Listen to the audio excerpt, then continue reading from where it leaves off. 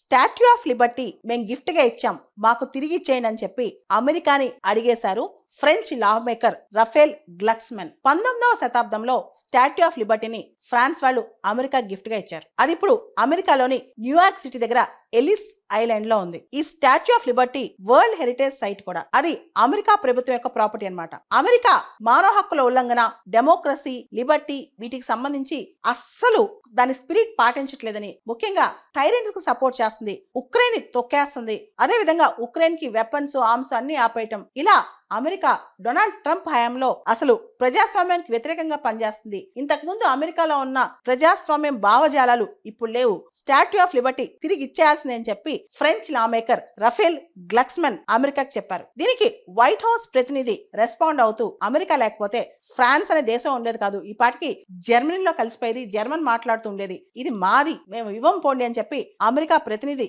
చెప్పేశారు కూడా. అయితే అమెరికాలో మాత్రం నియంత్రణతో పోకళ్ళు పెరిగిపోతున్నాయని, అమెరికా ఏ వాల్యూస్ అయితే స్టార్ట్ అయిందో ఆ వాల్యూస్ తో ఇప్పుడు లేదని చెప్పి ఫ్రాన్స్ లో కొంతమంది లా మేకర్స్ భావిస్తున్నారు. దాంతో మేము గిఫ్ట్ గా ఇచ్చాం స్టాట్యూ ఆఫ్ లిబర్టీ, మాకు ఇచ్చేసేయండి అని చెప్పి తిరిగి అడుగుతున్నారన్నమాట.